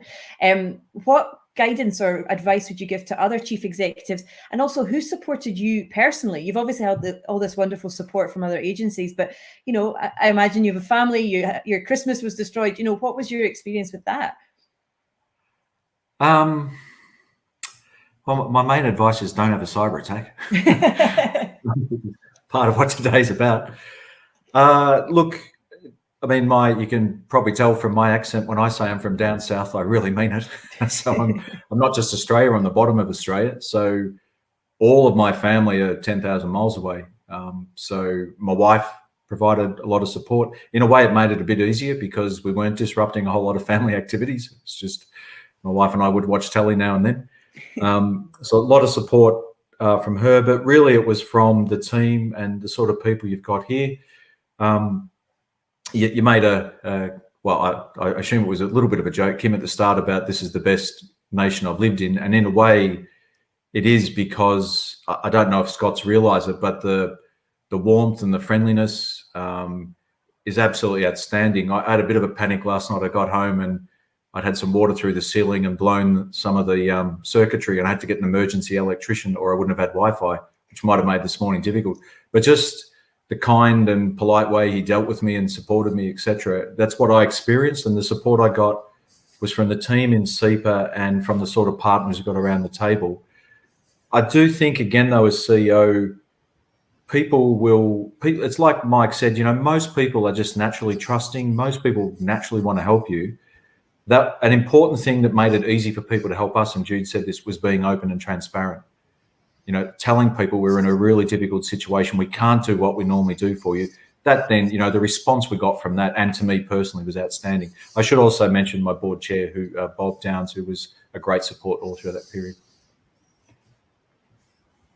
Thanks, Terry, for sharing that. Lots of questions coming in, so I'm going to try to get through as many as I can. Jerry Wilson's saying the NHS has announced investment in a new NHS SOC at Abertay University. Will the SEPA incident lead to a national Scottish SOC for other public sector bodies? What do you reckon, Jude? Do you think that would be something that might be a bonus? Yeah, so as I mentioned earlier on, there is probably an intention to look at proposals in an urgent manner from Mr. Swinney in the COVID recovery plan. So hopefully, fingers crossed, everything that we've been, speaking about and trying to get this collaborative effort and something in a more sustained and more funded way. Yes, and one of the recommendations that we had was around the cyber security centre or the cyber operations centre. That's not a viable option for all the different public sector organisations. So we need to look at this in a more holistic view for public sector organisations, for the smaller public sector organisations in Scotland that don't have the budget to do this. Terry, you've obviously been very open and transparent. I take it you don't, it's maybe not the poster child that you want to be, but I mean, how involved do you anticipate you and SEPA being in cybercrime and prevention going forward? So I think it's important to say that our openness on this reflects our openness on everything. So I took a view when I became chief executive that some people in my position running EPAs, again, I don't judge it, they make different decisions, don't do a lot of media, they just put out statements. I haven't knocked back when Panorama asked me to front up, et cetera, or Good Morning Scotland. I just think it's our responsibility. That actually meant being transparent in this crisis was easier because I think it was in the culture. Now, we have done a lot of sessions for public sector agencies and others, and we'll continue to provide that support. On the other hand, we're not a cyber organisation, we're an environment protection agency. I need to get back to speaking at a few environment conferences, I suspect, rather than to cyber conferences. We talked about this morning in a management session, and so for example, our procurement manager said, am I now free to talk to other procurement managers about how we manage procurement? And I said, yeah, let's do it, but let's work with trade associations, professional bodies, so we can do it in a targeted way, make it effective, and not have to have the same conversation 30 or 40 times. But today was about trying to get all the information out publicly. You've got a set of organisations geared up to help people, and yes, we will collectively keep helping people, but we'll do it from a SEPA point of view. The reason Jude's organisation exists is to be the main body in Scotland that coordinates and provides this sort of support, and we'll keep helping those activities. Great. A question which I'll put to you, Paul, because you've not spoken yet, and I feel like we need to hear your expertise as well, is to do with public policy towards cyber attacks. Now, we've heard from previous experts that you can't obviously negotiate with terrorists; it's illegal to do that. But do we need a more detailed legal framework, perhaps, around how to respond? So it's certainly something that's been looked at on a UK basis, because cybersecurity is effectively a reserved matter. So we're feeding into that process to try and look at that in more detail. I mean, I think the policy for the public sector in Scotland is pretty clear. We wouldn't expect any public sector body really to be feeding into any sort of criminal enterprise, and that's basically what we see here in these ransomware events. They're generally either wider state problems or organised crime, and either way, we don't want to be funding things where the money's likely to be used for much more nefarious processes than perhaps we see. So very much so something that needs to be looked at, and something that in Scotland, I hope, to answer one of the previous questions, that Terry's openness and absolutely obvious statement that we are not paying a ransom is major deterrent to actually further ransomware attacks in the Scottish public sector. Do we have any statistics? I don't know, Michael, if you maybe have this information about successful recovery if a ransom is paid. I don't know, No. but on the ransom payment piece, if I may, and just to complement what Paul was saying there, just to cover off, most importantly, if you decide to pay, that doesn't mean you shouldn't phone Police Scotland. We will not judge or criticise. We're here to support you and investigate the crime. That's really important. Yes, you have to consider what you're funding. Yes, we have to consider the operating model of these criminals, and that it keeps that operating model alive. But we understand that with your life's work in the balance, if that's your decision, we won't criticise you and we will support you. In terms of the risks of doing so, and there are real life risks around it, it's probably worth touching on. It's obvious, but you're dealing with criminals, and we are trusting in nature. And as soon as we start to engage these people on whatever platform that may be, you fall into that natural trust. And while I don't have the statistics in terms of the payment, there is no guarantee that you will get your data or key back, which is really important. You might pay and nothing get returned. There's also risk around if you pay, they might give you a tranche of your data, a slice of it, but then re-extort you for more money for the next bit, because more and more they're taking more data as well and releasing it bit by bit. They may retain copies of your data for resale because it's valuable, and you could then get extorted by a third party, or they could try and re-extort you on a later date. And we have seen it, and bringing it back to that Scottish perspective as well, where because you're a victim and you have paid, you can get broadcast as someone who's willing to pay, and it just opens up that criminal network to attempting to penetrate your infrastructure again, because someone else was successful. And I know that's really complicated. There's a lot in there, and people may still decide to do so. We're here to support. I think it's an important message for me.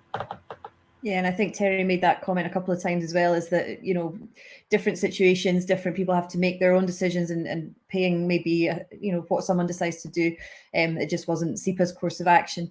I want to also ask you, Dr. David Pirrie, because we haven't heard from you yet either. It sounds like you were very much at the coalface of this this horrible experience as it unfolded. I mean, what would your advice be? We've heard about advice to chief executives. What about, other people in the team in terms of how they should react and how they should stay calm?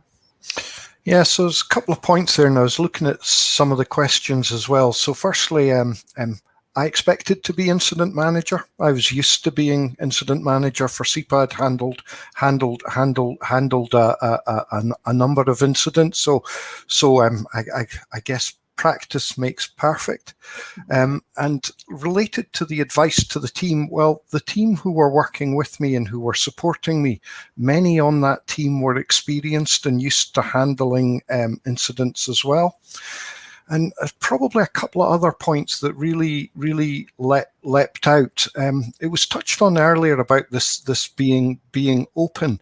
When you suffer an incident like this, it's easy to put your head down and sort of like get on with it. But by being open and speaking about it, we received lots of help and lots of support.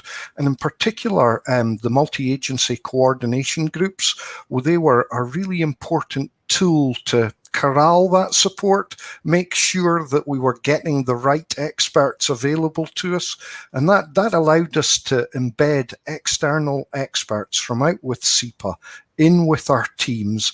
And that just proved so valuable. Those external experts, they brought fresh perspective and expertise that we didn't have in SEPA, but because they weren't in that day-to-day hot emotion that maybe we had, they were able to give that an area of assurance and stepping back. It was a really valuable thing. So I would say definitely use your tried and trusted procedures, use your experienced staff, but bring in external experts, embed them with you, and it made a real difference for us. It's really encouraging to hear, and I know there's been a lot of comment about that in the chat as well. It's great to hear that there is this team available should the worst happen to you. Jude, there's been so much information shared this morning. Could you kind of summarize for the audience, what is the risk and what are the sort of initial steps that a company should be taking? So I think, going back to what is the risk, I think hopefully after this morning, people understand that the risk is very, very real. And also the amount of attacks as well that are taking place. I had a question yesterday from a journalist saying, does this happen often in Scotland? People think that SEPA was the only organisation to get hit in Scotland by ransomware. We've had, probably in the last week, we've had 4 or 5 inquiries and calls, not just around ransomware, but other cyber incidents as well on our incident response. So that gives you, a small organisation like SBRC, they're the ones that we know about. They're the ones that are being reported. We don't know the full extent because we know that people are not reporting them. The other advice I'd say is report them early. Some of the incidents we hear after it has happened, and they come along and they say, I want to report something. Going back to, it is a scene of a crime. You wouldn't report a murder 2 weeks after it happened. I'm sorry for being so blunt, but it is a criminal activity. So get in the information as soon as possible, because otherwise there's not that much maybe that Police Scotland or other organisations can do to help you. What people can do, just to repeat everything again, read the SEPA report, look at, this is an abridged version of all of the pain that they've been through. The journalist said to me yesterday, you seem to be a guru on cyber. I'm not. And I think everybody's become a guru on cyber from working on this. Read it. This is the shortcut to the pain that they went through. So you can then start seeing and testing your systems. Look at all of the information that's around and all of the bodies, the Cyber Scotland, SBRC, Police Scotland, and the Prevent and Protect team. Cyber exercising your organisation. NCSC, all of the valuable information that they've got. Somebody put up, Lisa Blackett put up a comment about the exec ed training. We've still got a few spaces left on that for the next, I think it's in January. That will be on, that's on the SBRC website. So any CEOs, non-execs that really want to educate themselves in a non-techie way, but look at the information that they should know as a board member around cyber, sign up to that. And the exercise in the box sessions, we do them online. We've also started to do them in person as well. So it's a good way to collaborate with other organizations as well and talk about what you can share and what you can learn. Going back to the point about not being a secret squirrel, and, make sure that we are talking and we are sharing information around the organizations. Great, thank you, Jude. Now we've got 2, 3, oh gosh, 4. They're all coming in quickly. We've got 9 minutes left. I'm going to try to ask a couple of the more questions.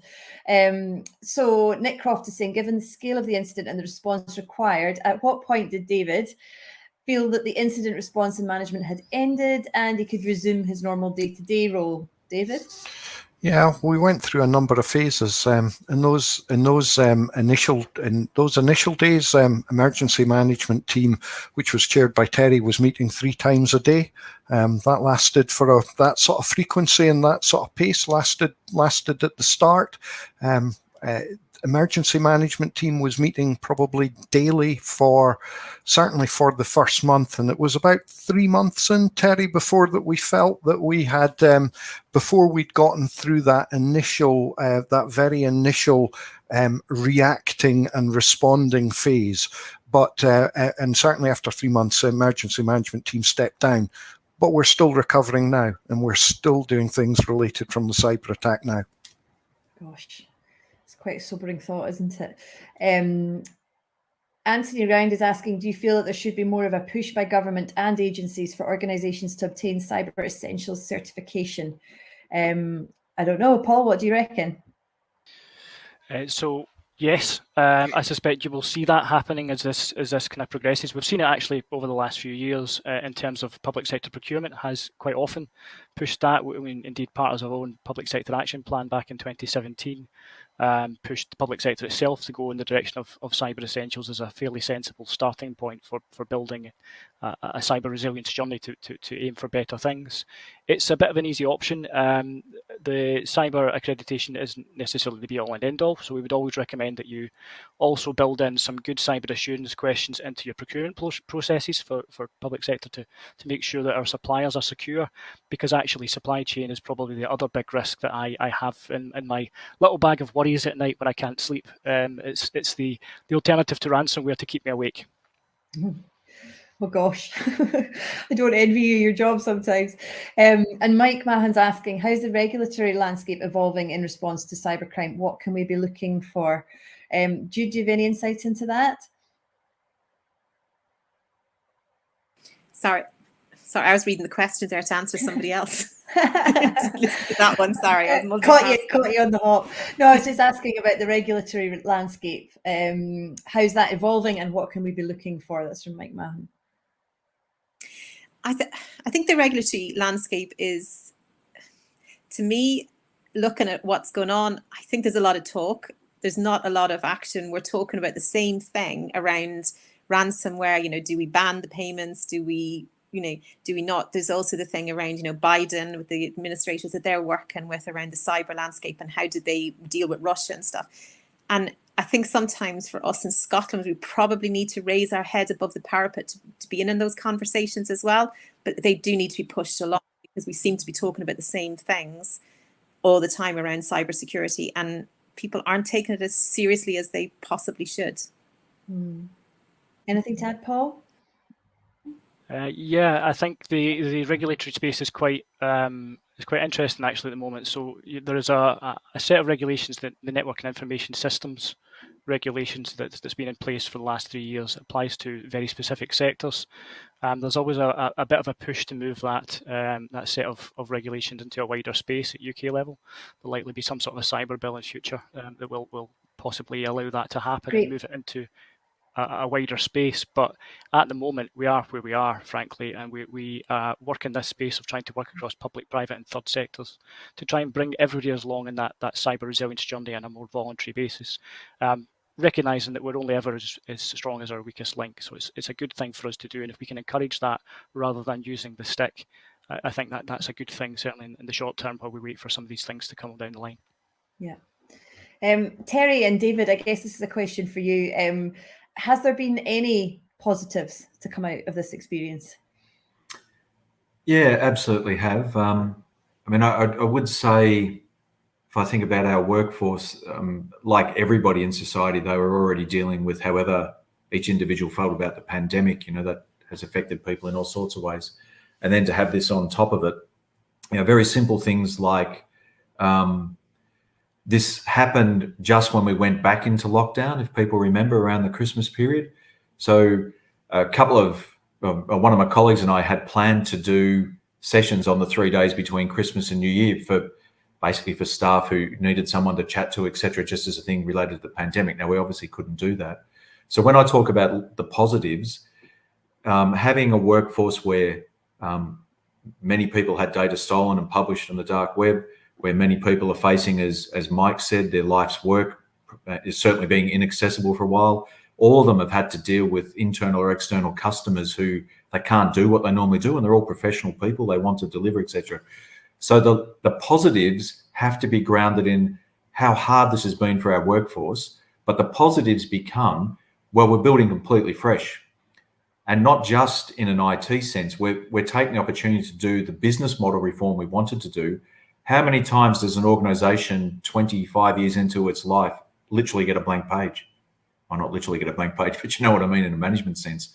Now, what we've got to do is support the staff through the pain that they've gone through, all the different types of pain, so that they're geared up and ready to help us construct a different and better future. But if you think about it, I keep saying to the staff, in a year or so, when they turn on their computers, what they will have will be magic compared to what they had before the cyber attack. And that'll be quicker than it would have been. So yes, it is a management cliche to say opportunity out of crisis, but it's a cliche because it's true if you hold your nerve and do all the right things. Yeah. David, anything to add? Oh, you've just accidentally turned off your microphone there. Yeah, just maybe one thing to add. It's a lesson that I hope nobody else has to learn. So actually, by sharing this information and actually putting this information out there, a positive, maybe nobody else has to go through what we've gone through. Well, that's a very generous way to look at it, that's for sure. We're nearly out of time, so I guess all that remains for me to do is to thank our panel here, with particular thanks to Terry and David from SEPA for being so open, honest and transparent. We have put a link in the chat if anyone's looking for the SEPA report. The link is there. There's also lots of information, as you've heard, from the SBRC, from Cyber Scotland, from Police Scotland as well. So if there is any concerns that you have, I'm sure they're very happy to chat you through them and to discuss your options. So I'd just like to thank everyone, Dr. David Perry, Jude Mccory, Terry Ahern, Paul Chapman and Detective Inspector Michael McCulloch for joining us today. And if you do want to listen to this again, it will be available recorded after the event. So thank you all very much for joining us.